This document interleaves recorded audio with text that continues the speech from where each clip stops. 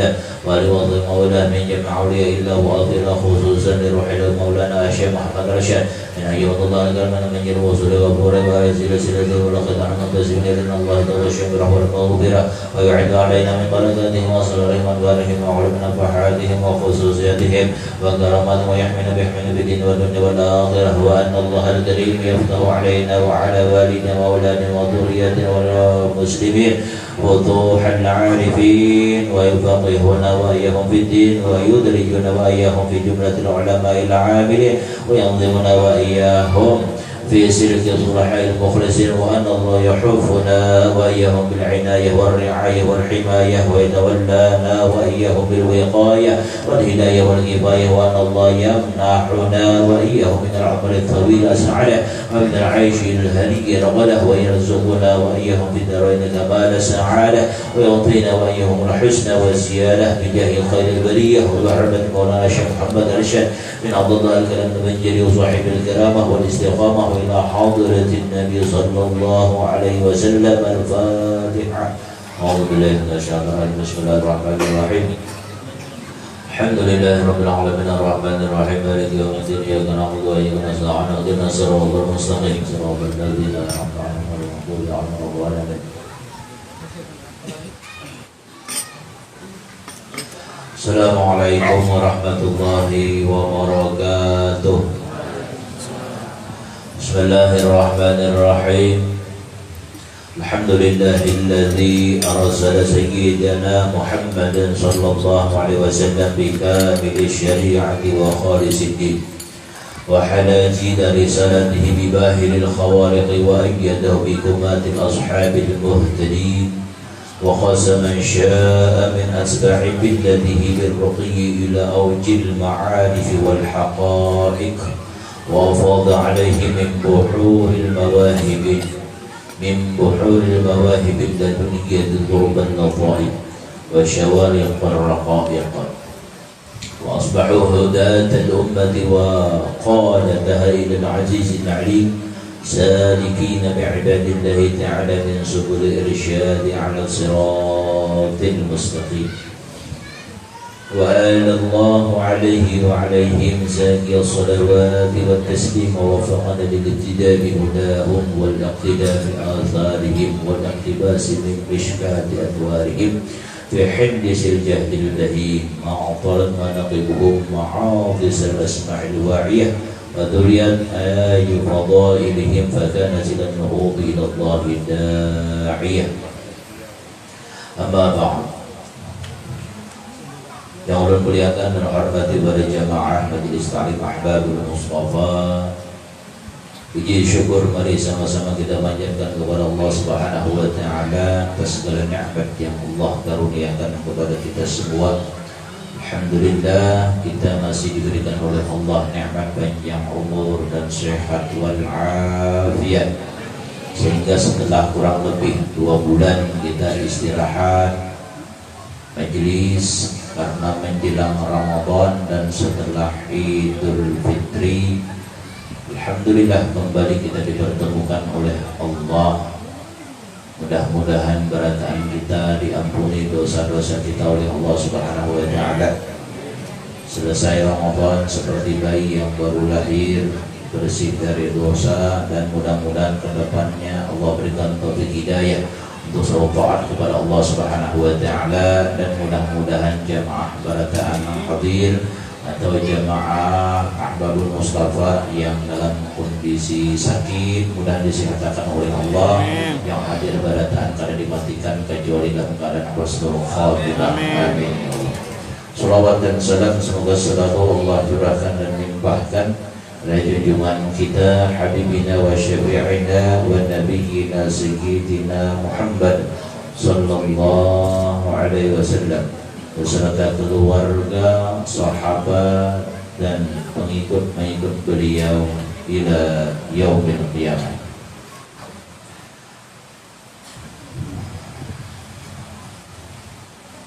Amma ba'd, ini kita berada di bulan Syawal. Bulan Syawal adalah merupakan salah satu bulan bulan yang mengingatkan kita kepada haul seorang ulama besar Kalimantan, sahibul wilayahnya Kalimantan, yaitu Datuk kita Kalampayan. Malam ini pembukaan majlis sekaligus kita niat menghauli sidin. Alhamdulillah pada tanggal 6 Syawal tadi ulun ikut hadir di Martapura di dalam pagar acara haul sidin. Mudah-mudahan kita yang hadir niat menghauli sidin malam ini dapat berkah dari Allah Subhanahu wa taala. Amin ya Allah, amin. Dosa kita diampuni oleh Allah Subhanahu wa taala. Haul sidin yang ke-216, umur sidin wafat 105 tahun. Kalau tidak sebentar itu sudah wafatnya sudah 216 tahun. 216 tahun beliau wafat, tapi makam beliau tidak pernah sepi. Tiap hari siang malam ramai, bahkan di musim ada dibuka pun orang banyak ziarah di teras-teras makam sidin, padahal ditutup tetap orang ziarah. Alhamdulillah pas ulun ziarah ke sana itu sudah dibuka, sebelumnya beberapa waktu sebelumnya sudah dibuka, tapi sekumpul yang baru Kalampayan alhamdulillah sudah dibuka, ramai sudah orang ziarah. Amma ba'du, kemudian daripada itu maka ini adalah sebahagian manaqib atau riwayat hidup Syekh Muhammad Arsyad Al-Banjari radhiyallahu anhu. Mudah-mudahan Allah Subhanahu wa taala menurunkan rahmat dan mengampuni serta meridhai bagi beliau dan bagi orang yang membaca manaqibnya dan yang mendengarkannya. Amin ya rabbal alamin. Tuan Syekh Muhammad Arsyad Al-Banjari, beliau adalah seorang ulama yang sangat alim yang menguasai berbagai ilmu agama. Kayak pada anak alim, sidin sebelum berangkat ke Mekah sudah alim. Usia 30 tahun diberangkatkan ke Mekah.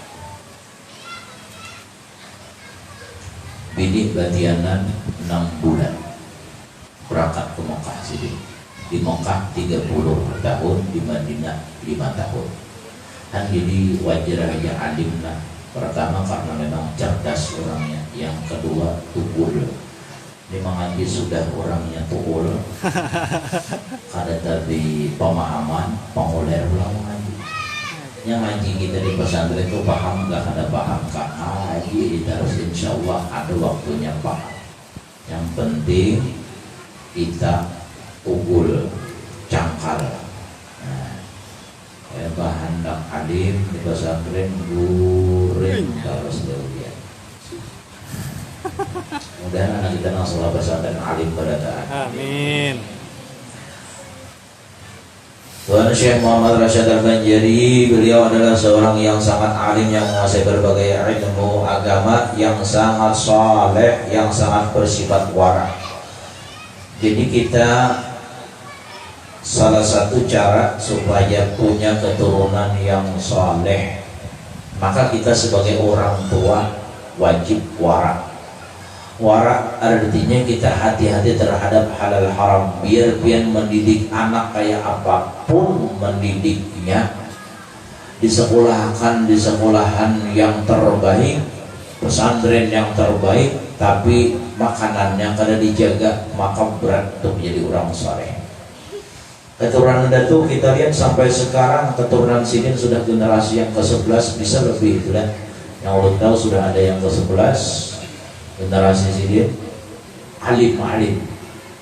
Paling banyak orang alim di Kalimantan ataupun di daerah lainnya kebanyakan dari zuriat Datu kita Kalampayan. Karena sidinnya sifatnya warak. Sidin warak itu artinya hati-hati. Halal haram dalam keseharian kita harus benar-benar kita perhatikan. Makanan kita kah, pakaian kita kah, harus kita perhatikan. Orang dengan hendak ma'rifat kepada Allah tapi nya kada warak, maka mustahil bisa ma'rifat kepada Allah Subhanahu wa taala. seorang ulama besar yang menghimpun antara ilmu zahir dan ilmu batin, seorang arif billah yang tenggelam dalam mencintai Allah dan Rasulnya, seorang ulama yang sangat dimasyhurkan Allah di masanya dan di daerahnya, murid Tuan Syekh Muhammad As-Samman Al-Madani radhiyallahu anhu. Syekh Samman yang rata-rata menjadi guru, murid Sidin itu wali, barataan wali murid Syekh Samman. Dan yang menjadi khalifah dari Syekh Samman nomor satunya adalah Datu Kalampayan. Beruntung kita hidup di Kalimantan yang mana ilmu kita muttasil sampai kepada Datu Kalampayan, sampai kepada Syekh Samman Al-Madani. Tuan Syekh Muhammad Arsyad Al-Banjari dilahirkan pada malam Khamis jam 3 dini hari tanggal 15 Safar tahun 1122 Hijriah, bertepatan dengan tanggal 19 Maret 1710 Miladiah. Masih zaman kerajaan, masih belum merdeka lagi. Dari seorang ayah yang saleh bernama Abdullah dan ibunya yang salehah bernama Siti Aminah di desa Lugabang. Mama Abah sama ngaran lawan Abah Nabi lawan Mama Nabi. Ngaran ini mempengaruhi, makanya kita mengarani anak kita kada usah nang terlalu modern, turuti orang saleh kadang-kadang. Pian membuka di HP itu nama-nama anak bayi laki-laki atau bayi perempuan, ngarannya aneh-aneh, artinya baik-baik, tapi dari bahasa mana? Nya kadang mesti dari bahasa Arab. Artinya tuh khawatirnya bahasa lain misalnya bagus artinya, tapi dari bahasa Arab ada bagus. Nah ini makanya kita bila mau ulang tuh tak gunakan lawan orang yang paham artinya. Guru ini ngaran ulun nah bagus kalau berisi anaknya namanya Muhammad Cangkarung. Apa artinya jadi guru kalau Muhammad orang terpuji Cangkarung tuh makanan. Nah betakun lawan guru kan lawan orang yang sekolah pesantren kan. Mama nuruti mama Nabi, Abah nuruti Abah Nabi ngaran. Sidin menuruti Nabi Muhammad Nabi bertambah arsyad.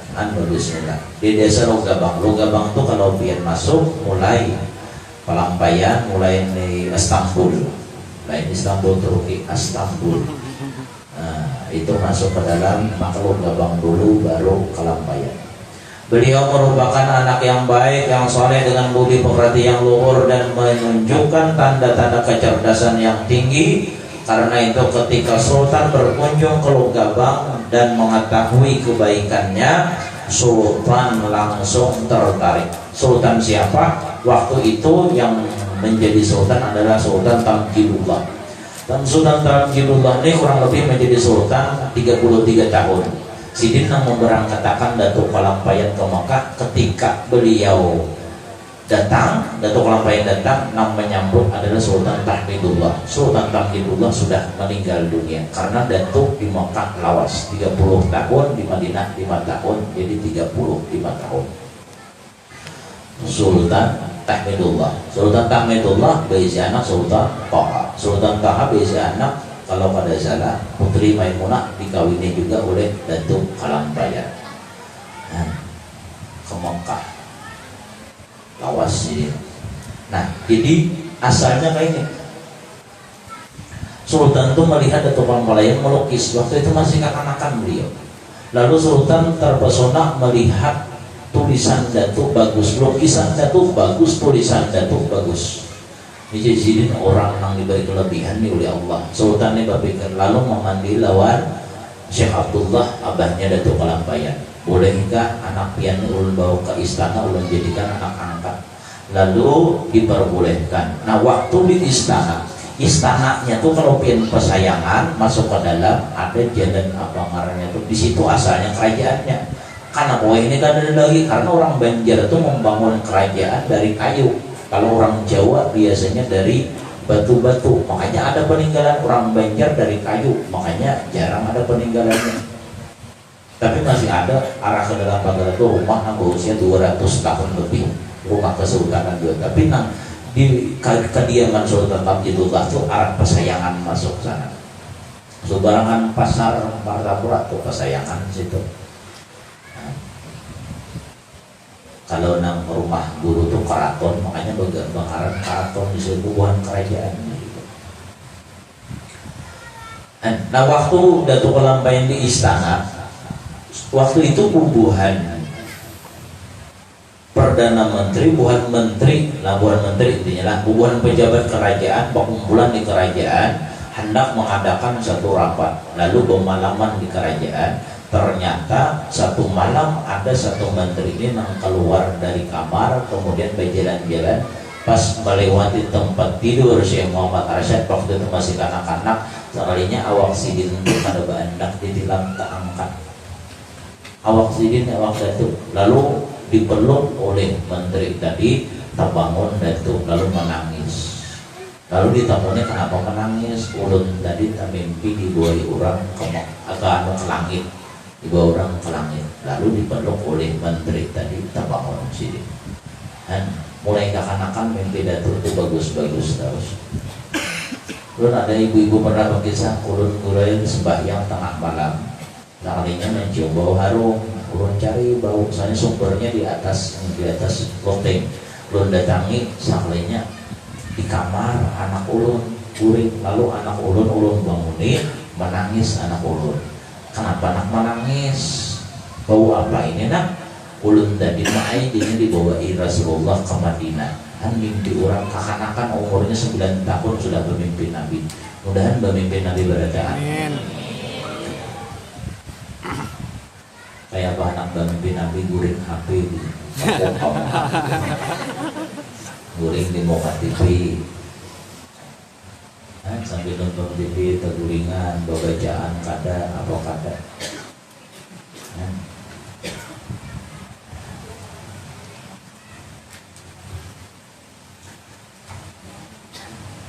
Menutup aura guring tuh. Jangan guring biar seorang di kamar tuh jangan bersimpakan guring. Salah satu dalam kitab Takdim Al-Muta'adim ada perajakian, artinya susah rezeki. Apalagi ini kan malam ranjang panas kan. Ada perajakian orang tuh bila guring betul ranjang, termasuk bersimpakan tuh betul ranjang. Oh tahu. Sensitif masih. Jangan betul ranjang kali bersimpakan. Kalau panasan yang akan kepasangnya seorangan di kamar, bersimpakan lagi. Cecak mah lihat di bubur. Jadi tapi serang banget.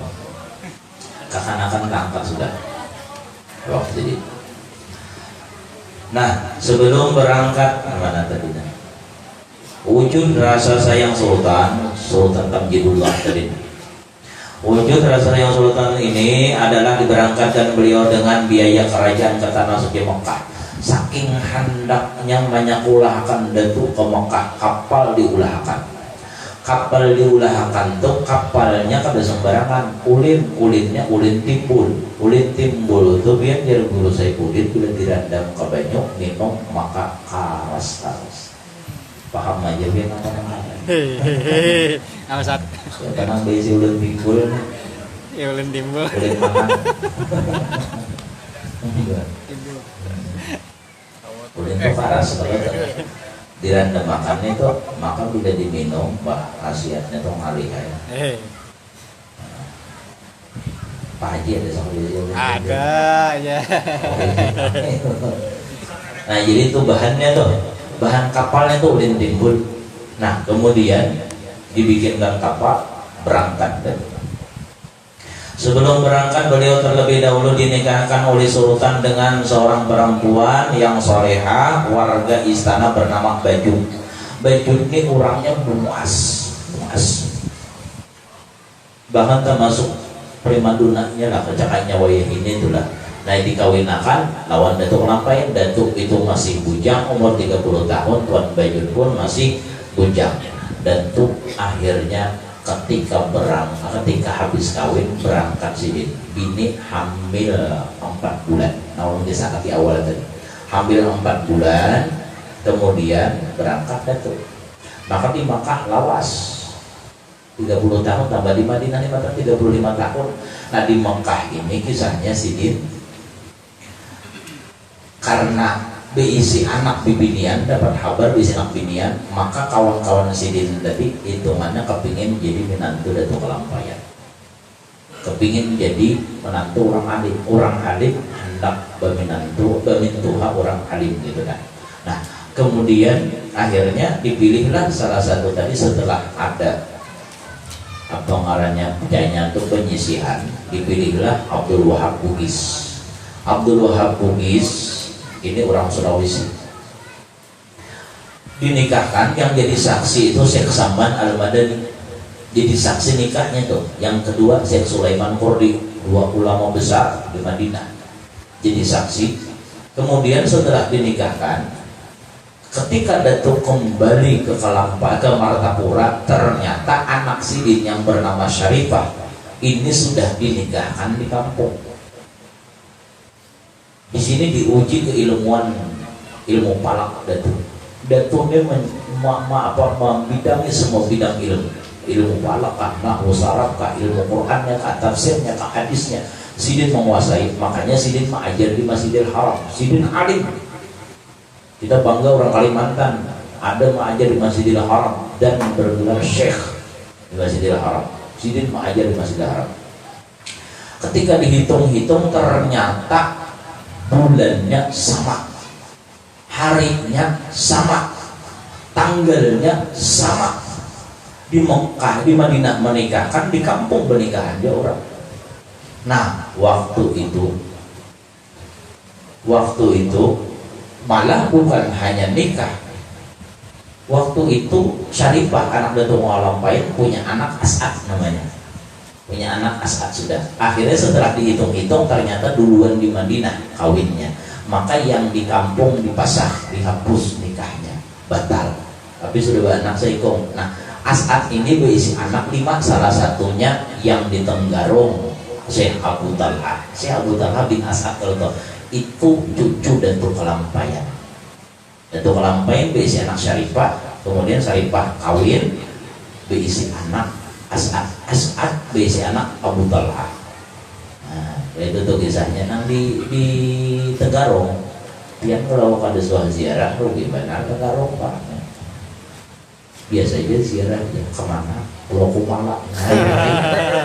Pulau ziarah kali itu bagi ini. Itu main sepedaan aja di situ. Allah. Kan ke Tenggarong itu ziarah. Pian kalau yang ke Tenggarong, Pulau Kumala, habis Pulau Kumala ada masjid, subarangan masjid itu sudah tuh jalan masuk ke makam Syekh Abu Talha. Nah, kemudian kita habis itu keluar pulang arah sebelah kanannya, oh ya Kampung Kuning ulang lah, Habib Ali bin Yahya. Jadi orang Samarinda jangan sampai kada pernah ziarah ke makam Syekh Abu Talha. Itu cucu Datuk Kelampayan, orangnya alim, balik lagi. Datuk Kelampayan ini bukan hanya alim, tapi juga karamat Sidin banyak. Di antara karamat Sidin pernah waktu kembali dari Mekah, Sidin hendak mengaji ke Mesir. Setelah di Madinah 5 tahun kan 35 tahun ya, hendak mengaji ke Mesir lagi lawan kawan-kawan Sidin. Syekh Sulaiman Kordi menasehati, kada usah ngaji lagi sebab boleh ke kampung, kembangkan kampung, tebarkan ilmu. Sebelum zaman Datuk Kelampayan adakah Islam? Sudah Islam di Martapura tuh. Di Banjar sudah Islam, tapi banyak Islamnya itu pada sempurna lagi. Zaman itu nyembelih ayam masih kada disembelih ayam kebanyakan, dikapit di gelawak pak. Sudah kan praktis ya bahari itulah. Zaman Datuk Kelampayan disempurnakan Islam waktu itu. Ya Sidin ma'ajar. Nah Sidin singgah di Jakarta di tempat Syekh Abdurrahman Betawi. orang Pulau Jawa, orang Jakarta, ada Betawi itulah. Mampir di sana, nah disitulah Sidin sembahyang di jembatan 5. Ternyata arah kiblatnya disuruh Sidin Ma'ali sekitar 20 derajat kalau nggak salah. Ya Sidin ini arah kiblatnya salah. Lalu orang-orang bertakun, pian gimana mengetahui salahnya arah kiblat ini? Artinya kalau kita memandangkan salah itu nyaman lain. Jadi Sidin kalau anak melihat di hati jubah pun, jubah orang Bahari itu lebar, setiapnya lebar, kemudian dijamuk mulai sini timbul di sini kan kelihatan Ka'bah. Itu keramat Sidin, Ka'bah keramat Sidin. Kan jangankan Sidin, anak cucu Sidin keramat. Salah satunya Syekh Suruhi, mufti yang ada di Banjar. Si Suruhi mufti kan si Suruhi itu. Nah Sidin itu biasa keramat apa? Sidin itu ya nang, tapi ada yang menakan keramat itu kelampayan. Sebenarnya keramat cucu Datuk Kelampayan yang ujar Sidin, setiap ada air pasti ada ikan. Belanda lalu anai hendak mengalahkan Sidin, ujar Belanda, kalau setiap ada air ada ikan, di dalam buah kelapa itu ada ikan. Ada ya Sidin, dibelah dua pupuyuk melacung. Pupuyuk ada di dalam buah kelapa. Itu keramat cucu Datuk Kelampayan. Nah Datuk Kelampayan keramat Sidin apalagi? Sidin tuh pernah ke Tarim, Inat. Ke Inat, zaman dulu kada boleh masuk ke Inat tuh kecuali wali. Zaman dulu kada boleh masuk kecuali wali. Lalu kecuali orang berisi keramat gitu lah. Lalu Datuk Kelampayan hendak masuk pada dibolehkan. Artinya harus memperlihatkan keramat. Lalu Sidin menjangkau tangan ke belakang, diambil Sidin sekalinya buah kasturi. Tangkainya masih bergetah. Bayangkan Bian, di Inat ditarim, tangan ke belakang ada buah kasturi. Padahal ditarik itu kan ada burung kasturi. Jangan ditarik sama Samarinda aja kali burung kasturi kalau tahu lah biar kasturi. Mangga nang halus tuh, nang hapang halus tapi manis. Kasturi. Ini udah langka buahnya tuh nang alih itu sudah. Kalau pakai saya apa? Kasturi itu buah banyak. Pian kalau sebelum Kelampayan kiri kanan ada orang menjual buah. Nah biasanya di situ banyak kasturi, tapi ini belum musimnya. Itu kasturi masih bergetah. Bayangkan di mana Sidin mengambil, berarti Sidin mengambil di Martapura. Sidin berjangkaunya di Inat ditarim, tangan Sidin sampai ke Martapura. Saat cakainya tuh dikaituakan Tuhan, berarti kawat Sidin memutih nang ada di Martapura. Itu karamat Sidin. Nah karamat Sidin kasturi. Waktu itu di Sidin diizinakan masuk. Bahkan ada keramat yang luar biasa, tapi tidak bisa kita kisahkan. Keramat Sidin waktu di Inat, keramat itu banyak kayak keramat Sidin. Bahkan orang Belanda ketika bakal melawan Sidin, Sidin ini digelar oleh Belanda Haji Basar, Haji Tuan Basar itulah, Tuan Haji Basar itulah. Ada juga menyambatnya Tuan Haji Bu Basar. Nah, intinya ini Belanda menghargai Sidin, menghormati Sidin. Waktu itu sakapal lawan Belanda. Ujar Belanda bertakon, wahai Tuan Haji Basar, berapa kedalaman laut ini? Langsung disebutkan oleh beliau sekian kedalaman laut. Belanda kada percaya, lalu diukur, ternyata pas sama ukuran yang disambat oleh Datuk Kelampayan dengan apa yang diukur oleh Belanda tadi. Kan keramat Sidin lah. Banyak kali keramat Sidin. Artinya baik karena Sidin waktu Sidin di Mekah atau di Madinah, ataupun ketika Sidin kembali ke kampung halaman. Wayah ini peninggalan Sidin paling banyak itu di dalam pagar. Kenapa? Karena ketika Sidin kembali dari Mekah atau dari Madinah, kembali sampai ke kampung, sampai ke Martapura itu pada bulan Ramadan, maka Sultan Tahmidullah menghadiahkan tanah ini dikhususkan Gesan Datuk mengembangkan ilmu agama. Di situ menebarkan ilmu agama. Cakanya kita mulai majelis taklim. Disitulah Datuk mengulah perumahan Gesan bini Sidin. Bini Sidin kadang pernah kurang pada 4. Bini Sidin 4. Bila meninggal tambah 4. Sidin berbini, jumlah totalnya ada 11. Karena umur Sidin 105 tahun, wajar aja. Cucu Sidin 100 lebih. Kalau ingat dulu 113 ke 115 ya. 115 cucu. Anak sidin kalau pada saya ingat 30. Anak 30, cucu 100 lebih. Dan berkah. Makanya banyak anak jarang bari banyak rezeki. Kalau waya ini banyak anak orang berpikir banyak usahanya. Padahal banyak anak tuh banyak rezeki jalan tuh. Anak kita nih kalau bingungan mikir akan biaya pulang biaya apakah. Anda tuh banyak benar berisi anak sih rame. Kumpulan di dalam pagar itu aja tuh, dalam pagar itu aja.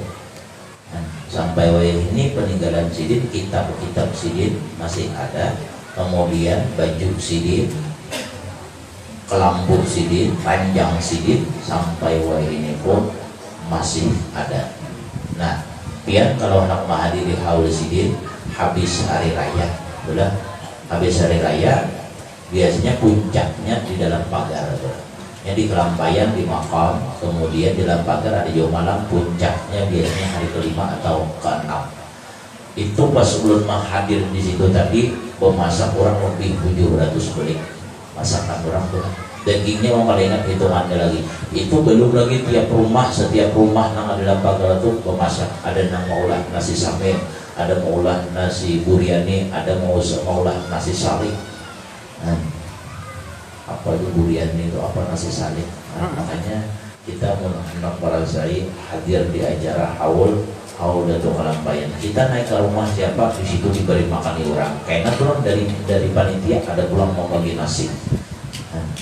Jadi makanan ulun lihat mulai di para masjid itu sampai ke jalan-jalan makanan ada juga di atas kuburan makanan juga sampai ke pahumaan ada makanan saking banyaknya manusia itu sampai ke pahumaan ke sawah itu banyaknya manusia hari itu.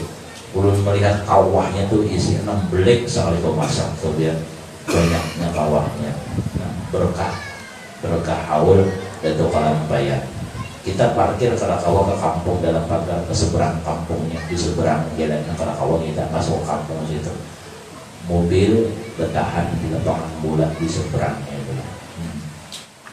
Mudahan berataan kita bisa hadir ke sana. Panjang umur, sehat walafiat kita. Sehingga kita termasuk orang yang mencintai para aulia Allah Subhanahu wa taala karena ujar Nabi al-mar'u ma'aman ahab, seseorang itu beserta orang yang dicintainya. Al-Fatihah. A'udzubillahi minasyaitonir rajim. Bismillahirrahmanirrahim. Alhamdulillahirabbil alamin. Arrahmanirrahim. Maliki yaumiddin. Iyyaka na'budu wa iyyaka nasta'in. Ihdinas siratal mustaqim. Siratal ladzina an'amta 'alaihim ghairil maghdubi 'alaihim waladdallin. وحيث شرف الأسماء بالذكر أخباره وبين فضائل ونشرات لحسن من أن نخدم ذلك بدعاء متوجهين الله رب العالمين قاصد مخلصين قائلين الحمد لله رب العالمين والصلاة والسلام على أشرف المرسلين سيدنا محمد وعلى آله وصحبه أجمعين. اللهم كما أنت على مولانا الشيخ محمد العشاب بن عبد الله المنجري رضي الله عنه بتمام التصديق والإيمان بك وبنبيك سيدنا مولانا محمد صلى الله عليه وسلم فمن علينا بذلك وقد يا قدير الإحسان وكما تفضلت عليه بتعظيم حرمة وحفظ عهدي وذمة ونصر حزبي ودعوتي ومتابعة سبيلي وسنتي وتأييد كلمتي وحجتي وتفضل عني بذلك واكتب لنا من ذلك الحظ الأوفر ونظم الأكبر ووفقنا للاستمساك بسنتي ولزوم بالتي حتى نموت عليها واحشرنا في زمرتي وتحت لوائه واجعلنا من رفقائه وأولنا حوض واسقنا بكاسه وانفعنا بمحبته وتب علينا واحفظنا من جميع البلاء والبلوى والفتن وظهر منها وما بطن واغفر لنا ولجميع المؤمنين والمؤمنات والمسلمين والمسلمات الأحياء منهم والأموات. اللهم اشرح صدورنا بما شرح به صدور رسولنا من عبادك ويسر أمورنا بما يسرت به أمور رسولنا من عبادك وسدد ألسنتنا بما سددت به ألسنة رسولنا من عبادك واهدي قلوبنا بما هديت به قلوب رسولنا من عبادك بحق سيدنا محمد وآل سيدنا محمد وبحق مولانا الشيخ محمد رشاد بن عبد الله بن جري صاحب الكرم والاستقامة. ربنا آتنا في الدنيا حسنة وفي الآخرة حسنة وقنا عذاب النار. ربنا تقبل منا إنك أنت السميع العليم وتب علينا إنك أنت التواب الرحيم. وصلى الله على سيدنا مولانا محمد وسلم. سبحان ربك رب العزة عما يصفون وسلام على المرسلين والحمد لله رب العالمين. تقبل الله منكم. Akhirul kalam, assalamualaikum warahmatullahi wabarakatuh.